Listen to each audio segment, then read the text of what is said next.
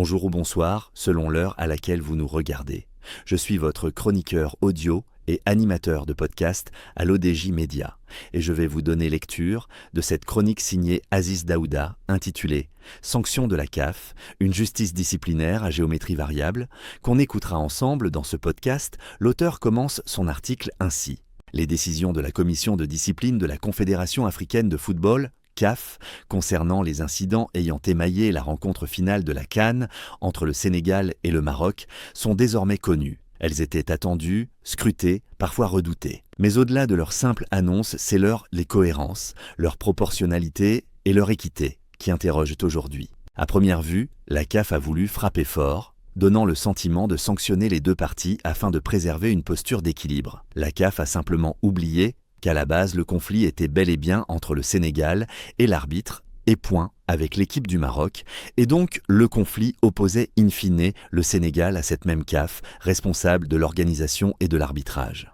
Le Sénégal et le Maroc ont ainsi, selon la logique de la commission qui rappelle le Est présidé par un Sénégalais, été sanctionnés à des degrés divers. Pourtant, une lecture attentive des faits, confrontée au contenu même des décisions rendues, révèle une asymétrie difficilement justifiable entre la gravité des actes constatés et le poids des sanctions prononcées. Le ridicule n'est pas loin, le problème central, c'est-à-dire que l'arbitrage a été évacué simplement. L'élément le plus troublant réside sans doute dans l'absence totale de référence à l'arbitre dans le rendu de la commission, comme si celui-ci n'avait jamais existé. Or, les images et les témoignages concordants, l'arbitre a fait preuve, en fin de rencontre, d'une irresponsabilité manifeste. Comment justifier la reprise du jeu alors que les conditions minimales de sécurité n'étaient clairement pas réunies? Le stade avait été envahi par des supporters officiels sénégalais, des équipements avaient été saccagés et la tension était à son comble. En pareille circonstance, les règlements sont clairs. La priorité absolue doit être donnée à la sécurité des joueurs, des officiels et du public. En ignorant cette dimension, la commission de discipline passe à côté d'un maillon essentiel de la chaîne des responsabilités.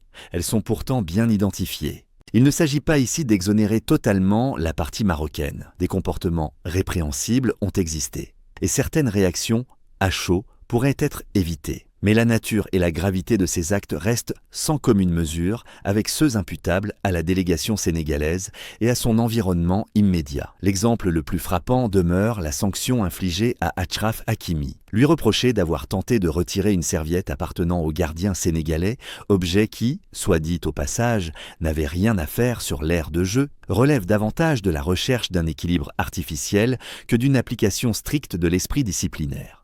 Peut-on sérieusement placer ce geste au même niveau que des débordements impliquant envahissement de terrain et dégradation d'infrastructures, préjudice à l'image du football mondial au-delà de celui africain? L'opportunité d'un tel amalgame dans le dossier et la proportionnalité des sanctions sont manifestement discutables. C'est précisément sur ce terrain de la proportionnalité que la décision de la CAF vacille. Les sanctions infligées au camp marocain semblent relativement lourdes au regard des faits qui lui sont reprochés, surtout lorsqu'on les compare à celles concernant la partie sénégalaise, pourtant associée à des incidents structurellement beaucoup plus graves. Cette disproportion affaiblit le discours de ceux qui, au Sénégal et ailleurs, dénonçaient une supposée mainmise du Maroc sur les instances de la CAF. Si une telle influence existait réellement, comment expliquer que le Maroc se retrouve lui aussi lourdement sanctionné? Où est cette prétendue protection institutionnelle quand les décisions disciplinaires semblent, au contraire, s'exercer avec une rigueur particulière à son rencontre? Alors, on peut regretter l'occasion manquée pour la CAF de montrer un nouveau visage de puissance et de justice. La commission de discipline de la CAF a raté une occasion précieuse, celle de clarifier les responsabilités, de réaffirmer le rôle central de l'arbitrage et de poser des jalons crédibles pour la gestion des crises dans les compétitions africaines.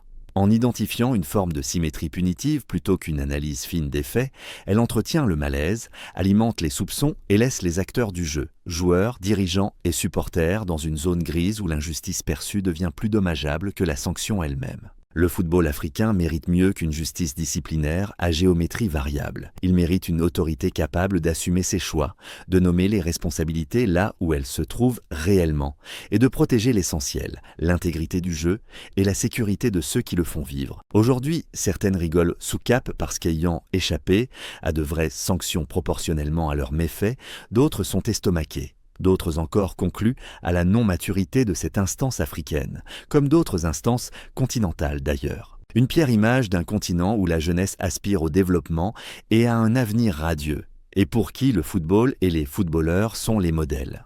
Le football africain a-t-il raté l'occasion de servir d'exemple ? La CAF s'est-elle trompée de communiqué ou de match ? En tout cas, il y a bien une gagnante qui passe sous les radars tranquillement, la partie ayant été à l'origine de tout cela. Tel un fuyard, la commission a publié son communiqué à une heure impossible. Rigolo, non ? À se demander s'il faut garder espoir et aller plus loin dans la procédure, ou bien se dire qu'il n'y a pas d'espoir pour une instance footballistique africaine, juste et crédible.